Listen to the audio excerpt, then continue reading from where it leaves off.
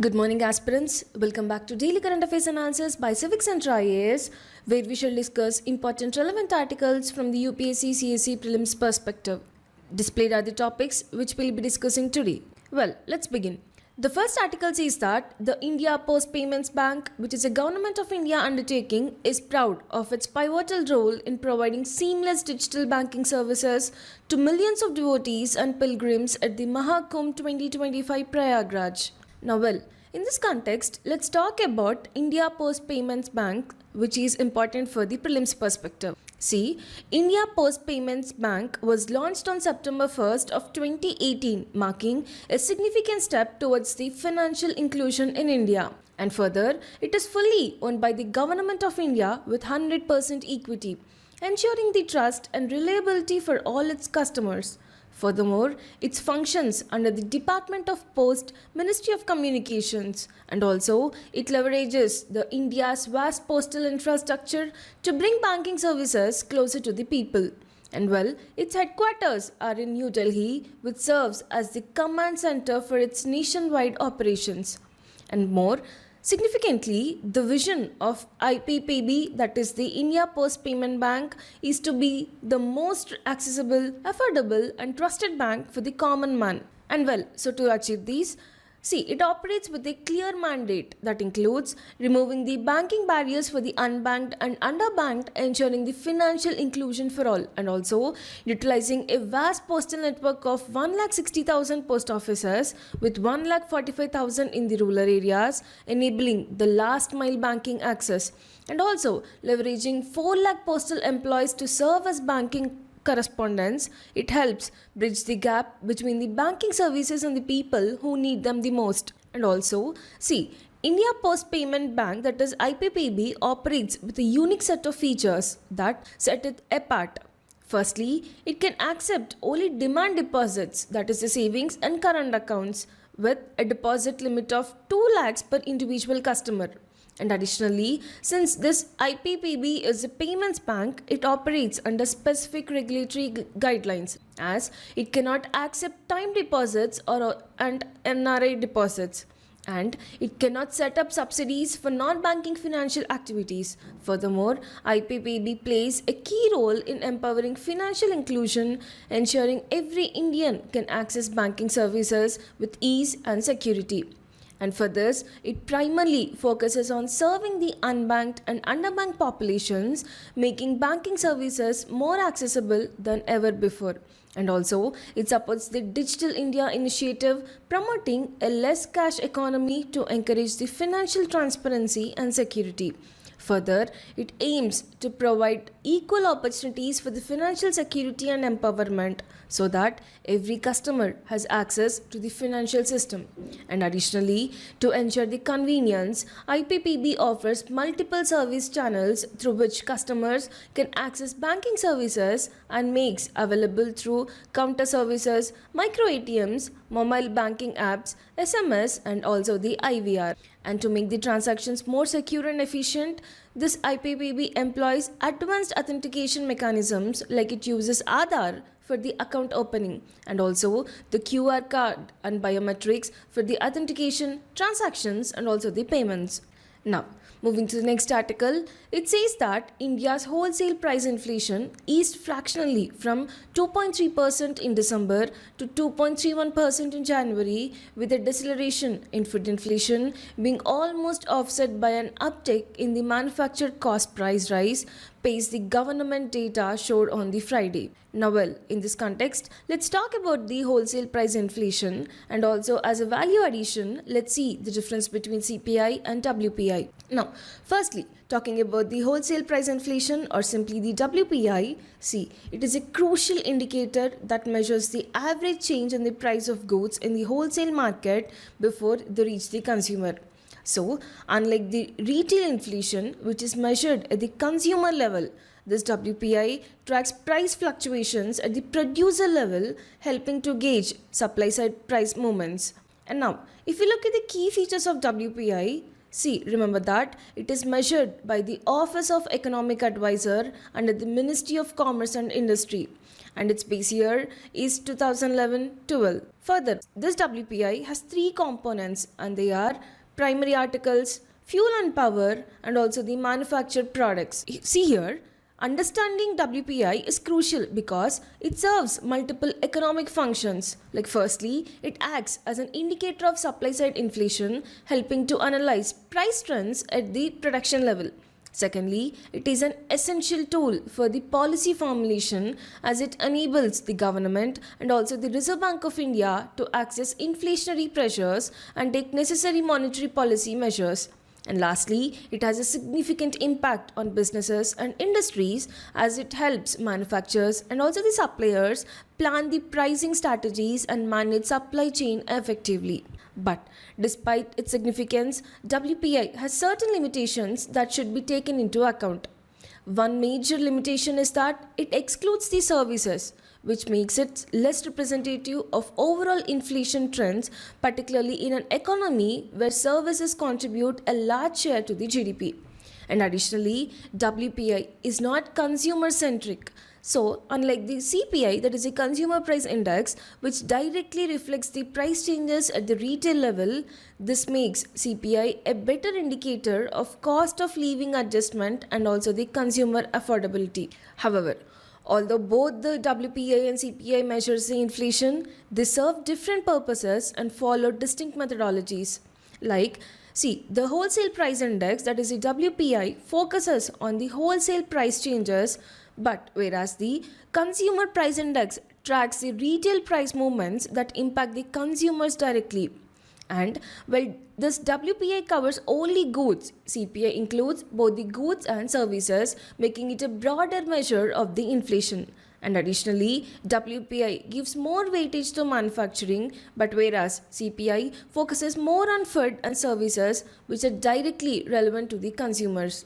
And also, the inflationary impact of WPI is felt more by the producers and businesses, while CPI directly affects the consumer's purchasing power. Finally, WPI is published by the Ministry of Commerce and Industry, whereas CPI is published by the National Statistic Officer, highlighting their distinct institutional roles in the economic planning.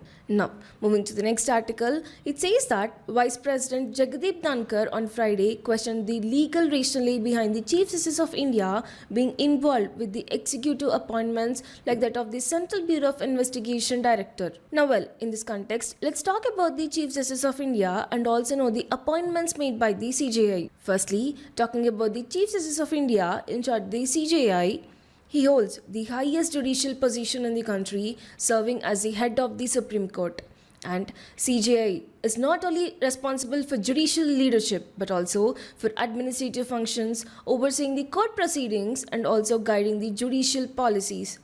Additionally, the CJI plays a crucial role in appointment and transfer of judges, ensuring the independence of the judiciary from the external influences. And according to the Article 124 Clause 2 of the Indian Constitution, the President of India appoints all the Supreme Court judges, including the CJI, based on the recommendations provided through a well-established judicial process. Now further, let's see the CJI's role in judicial appointments and also transfers, which extends across various courts and judicial bodies. And these responsibilities include, first, the appointment of Supreme Court judges. See, the CJI heads the Supreme Court Collegium, which is responsible for recommending appointments of Supreme Court judges to the President under the Article 124. And this process ensures that only the most qualified and experienced judges are relegated to the highest court in the country. Now, second, the appointment and transfer of High Court judges. See, the CJI is consulted for the appointment and transfer of High Court judges, which is critical in maintaining the efficiency and also the integrity of the judicial system. And these appointments are carried out as per the Articles 217 and 222 of the Indian Constitution. Next, appointment of acting and ad hoc judges. So, to address the judicial vacancies and manage the case backlogs, the CJI has the authority to appoint the ad hoc Supreme Court judges under the Article 128 and also the acting High Court judges under Article 224. And this provision ensures that courts continue functioning smoothly even when there are temporary shortages of the judges. Now, further, the appointment in tribunals and commissions where the CGI's influence extends beyond the traditional courts, as they are involved in the appointment of judicial heads and members in the key tribunals and commissions. And these includes the National Green Tribunal, and also the Central Administrative Tribunal, which handles the service matters related to the government employees, and also the Armed Forces Tribunal, which deals with the legal cases related to the military personnel, and also the Income Tax Appellate Tribunals, which reviews the appeals related to tax assessments, and also lastly the Securities Appellate Tribunal, which oversees the disputes in the stock market and the financial regulations. And lastly, in addition to the judicial appointments, the CJI is also a member of selection panel that appoints India's top anti-corruption watchdog, that is the Lokpal, and this ensures the judicial oversight in the selection of officials responsible for investigating corruption at the highest levels. But this raises a broader constitutional debate regarding whether the CJI, whose primary responsibility is to lead the judiciary, should also be involved in the executive appointments. While some argue that judicial involvement adds transparency and ensures independence, others believe that it blurs the lines between the executive and judiciary, potentially affecting the principle of separation of powers. Now, moving ahead to the next article, the RBI on Friday said that 20 non-banking financial companies, including the Reliance Commercial Finance and also the IDFC Limited, have surrendered the certification of registration. Now, well, in this context, let's see what is the non-banking financial company and how it varies from the normal general banks. See, the term non-banking financial company refers to a company registered under the Companies Act of 1956, which engages in various financial services, and these include providing loans and advances, acquiring shares, stocks, bonds, debentures, and also the securities, as well as offering leasing and hire purchase service. And also, in addition, some NBFCs also operate in insurance and check businesses, expanding their role in the financial sector. However, NBFCs do not include the institutions whose primary business involve the agriculture, industrial activity, and also the sale or purchase of goods or real estate transactions. And this distinction separates them from traditional financial and commercial institutions. And unlike the commercial banks, NBFCs are not allowed to take the traditional demand deposits from the public. That means that they cannot provide savings or current account facilities. However, they can accept the time deposits, but only within a specific period ranging from a minimum of 12 months to a maximum of 60 months. And additionally, NBFCs cannot offer interest rates higher than the ceiling set by the RBI, ensuring that deposit schemes remain regulated and also stable. And further, apart from these services, NBFCs also provide a wide range of financial advice such as chit reserves and also the monetary advances, making them a crucial part of India's financial ecosystem. Since NBFCs operate in a specialized financial sector, their functions are jointly managed by the Ministry of Corporate Affairs and also the RBI, while the Ministry of Corporate Affairs oversees their incorporation and corporate governance, whereas the RBI holds the authority to issue the licenses, regulate operations, and also ensure that NBFCs adhere to the financial norms. So, this dual oversight mechanism ensures that NBFCs function smoothly while maintaining the financial stability. And despite the significant role in the financial services, NBFCs differ from the banks in several key aspects. Firstly, NBFCs do not have a banking license, which means they cannot provide all the banking services. Secondly, unlike the banks, NBFCs cannot accept the demand deposits, restricting their ability to facilitate on demand withdrawals. Thirdly, NBFCs do not form part of India's payment and settlement system, which means they cannot issue checks drawn on themselves. Additionally, depositors of NBFCs do not benefit from the deposit insurance facility provided by the Deposit Insurance and Credit Guarantee Corporation, unlike in the case of the banks. And lastly, NBFCs are not subjected to the same stringent regulation as banks, allowing them more flexibility in operations, but also exposing them to higher financial risk. Now, moving to the next article, it says that over 7,000 appeal cases are pending before the Haryana State Information Commission revealed a reply to an application under the Right to Information Act. Besides rupees 2.84 crore, which is almost half the penalty imposed on state public information officials for delay in imparting the information since the commission was set up in the year 2005, is yet to be recovered. Now, well, in this context, let's talk about the State Information Commission. Know that the State Information Commission, that is the SIC, is a statutory body in India which was established under the Right to Information Act of 2005, where it plays a vital role in ensuring transparency and accountability, as it is responsible for overseeing the implementation of the RTI Act at the state level. Further, in order to effectively execute its responsibilities, the State Information Commission is composed of a State Chief Information Commission and also up to 10 State Chief Information Commissioners, and to ensure that appointments to the SIC are unbiased and transparent, the governor appoints the SCIC, that is a State Chief Information Commissioner, and also the SICs, that is the State Information Commissioners. And based on the recommendations from a high-level committee, this committee consists of the Chief Minister, who serves as the chairperson, the leader of opposition in the State Legislative Assembly, and also a State Cabinet Minister nominated by the Chief Minister. And further, in order to maintain this high professional standards, the appointed members must be eminent individuals with expertise in fields such as law, science, technology, journalism, public administration, and other relevant areas. Additionally, to prevent the conflict of interest, they cannot be members of legislature, hold any other office of profit, or be affiliated with the political parties or also the businesses. And these criteria ensures that SIC members remain neutral and committed to upholding the principles of the RTI Act. But, however, once appointed, the SCIC and the SICs hold office for a term prescribed by the central government or until they turn 65 years of age, whichever is earlier. And however, while they cannot be reappointed as SICs, they may be eligible for reappointment as SCIC, ensuring continuity in the leadership.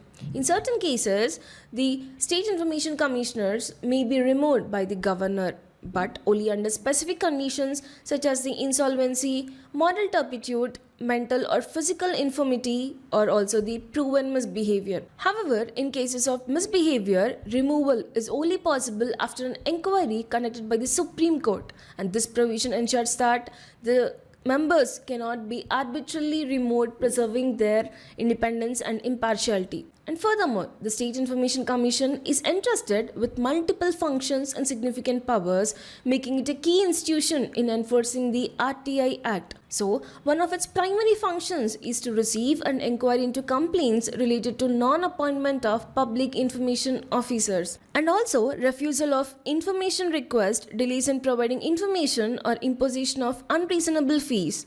And in addition to this, the SIC submits annual reports to the state government offering insights into the effectiveness of RTI implementation and recommending the measures to enhance the transparency. Moreover, during the inquiries, the SCI holds powers equivalent to a civil court, allowing it to summon individuals, compel attendance, and also inspect the documents and requisition of the public records. And furthermore, it has the authority to impose penalties on non-complaint officials and recommend the corrective measures, ensuring that government bodies adhere to the RTI regulations. Significantly, the State Information Commission plays a crucial role in enforcing the compliance with the RTI Act, ensuring that the public authorities fulfill their obligations. And to achieve this, it has the power to direct the appointment of public information officers where they are missing, and ensuring that citizens always have a point of contact for the RTI queries. And also additionally, it can recommend improvements in the information management, helping government officers streamline their processes, and make public information more accessible. And in cases where citizens face losses due to delay or denial of information, the SIC can impose penalties or order compensation, reinforcing the accountability within the public officers. Now further, in the same context, let's talk about the Right to Information Act of 2005. Know that the Right to Information, that is the RTA Act of 2005, was enacted to empower citizens, giving them the right to access information from the public authorities. Well, by doing so, it ensures transparency and strengthens the accountability in governance. And this law was introduced to uphold the fundamental right to freedom of speech and expression as enshrined in the Article 19 of the Indian Constitution. However, while citizens have the right to seek information, the Act also includes provisions to protect the national security and personal privacy, ensuring a balance between the transparency and confidentiality. However, in the year 2019, significant amendments were introduced to the RTA Act, bringing about the key changes in the tenure and service conditions of the information commissioners. And one major change was the central government now determines the tenure, salary, and service conditions of the SEIC and the State Information Commission members, giving it the greater control over the commission. And also additionally, the amendment removed the salary deductions related to prior government service benefits, ensuring that SIC members receive their full remuneration without the reductions. And these changes were aimed at improving efficiency, but they also sparked the debates about whether they undermine the independence of the Information Commission. Now well, moving to the next article, it says that the US government's move to impose reciprocal tariffs to match higher duties levied by its trading partners is not likely to hurt India, much as there are differences in the export profiles of the two countries, said by the economic think tank GTRI. Now well, in this context, let's talk about the reciprocal tariffs. Know that these tariffs refer to taxes imposed by one country on imported goods equal to the tariffs that another country levies on its goods. See now, in simple terms, this means that if a country imposes high tariffs on the US goods, the US will respond by imposing an equivalent tariff on the imports from that country. And this policy, which was first introduced by the US President Donald Trump, follows the principle of, an eye for an eye, a tariff for a tariff, emphasizing that the US will match the tariff rates imposed by its trading partners. Further, the US government plans to implement reciprocal tariffs in two possible ways. Firstly, it may adopt a product-focused approach where specific products are targeted with the matching tariffs. Alternatively, it may use a country-based approach where the average tariff rates across all imports from a country are adjusted to match the tariffs imposed on US goods. And according to an analysis by Goldman Sachs, if the US matches the tariff product by product, its average tariff rate could increase by about 2 percentage points. However, the exact impact will depend on which the approach the US ultimately decides to follow. And despite these policy changes, India is not expected to be significantly affected, mainly due to the differences in the trade composition between the two countries. And according to GTRI, the impact of reciprocal tariffs on India will be limited as many of the products targeted by such tariffs are not the key exports from India. For instance, if the US decides to impose a 50% reciprocal tariffs on pistachios imported from India, this would not cause any major disruptions since pistachios or pista are not a major export from India. However, while certain sectors may not feel the impact of the reciprocal tariffs, India still faces existing high tariffs on several labor-intensive goods exported to the US. And these include textiles and footwear, where US tariffs range from 15% to 35% on various products. This means that even though reciprocal tariffs may not significantly impact India in some sectors, its exports are already subject to substantial US duties. Now, to put things into the perspective, let's look at the bilateral trade data between India and US for the April to November 2024-2025. See, the US is currently India's second largest trading partner with total bilateral trade in goods reaching $82.52 billion.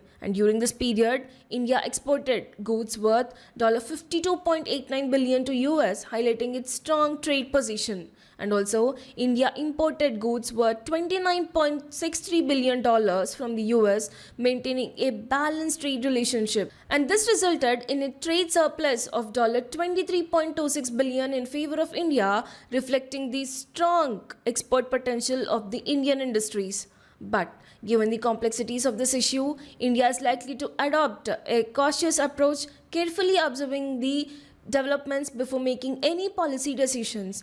And the US is expected to finalize its reciprocal tariff policy by the April 2025, and India is closely monitoring the situation. If necessary, India may respond with equal trade measures just as it did in the June 2019 when it retaliated against US tariff hikes with counter tariffs on American goods. And this strategy ensures that India maintains a balanced trade relationship while protecting its key export sectors. Now, moving to the next article.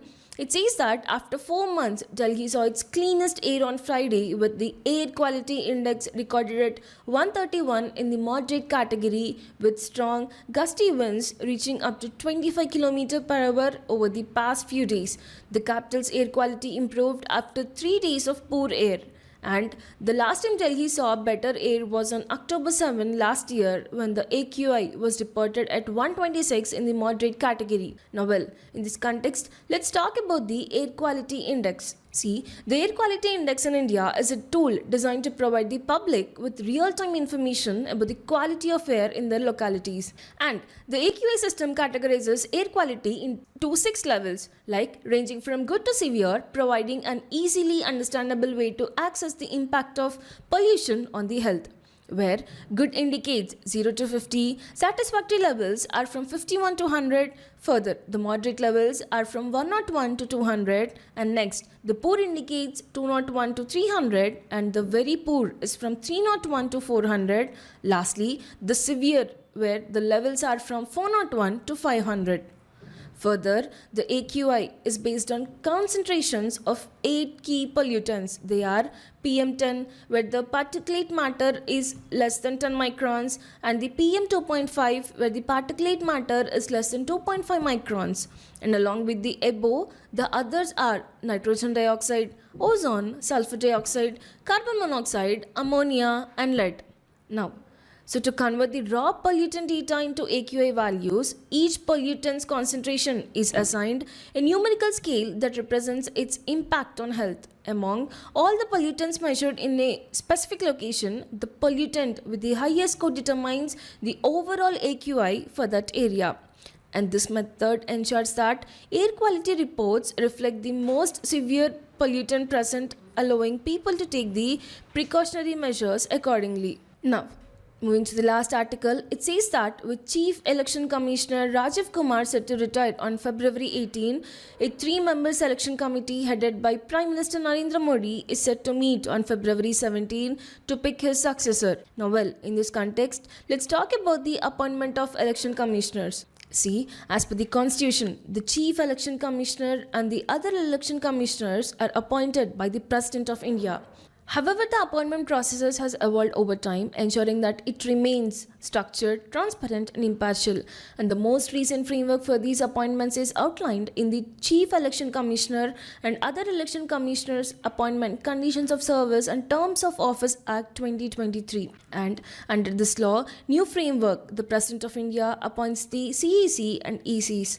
But this decision is not made unilaterally. Instead, it is based on the recommendations of a selection committee, which is designed to ensure the fairness and objectivity in the selection process. And this selection committee comprises of 3 key members, where the Prime Minister, who leads the process and ensures government representation, a Union Cabinet Minister providing the additional executive oversight, and also the leader of opposition in the Lok Sabha, or in absence of a recognized opposition leader, the leader of the largest opposition party, ensuring that the selection process is bipartisan. But before the selection committee finalizes the appointment, the process begins with a search committee, which plays a vital role in identifying potential candidates, and this search committee is headed by the Law Minister and is responsible for proposing a panel of names, ensuring that only the most qualified and experienced individuals are considered for the position. And by incorporating multiple layers of scrutiny, the system enhances the credibility of the selection process,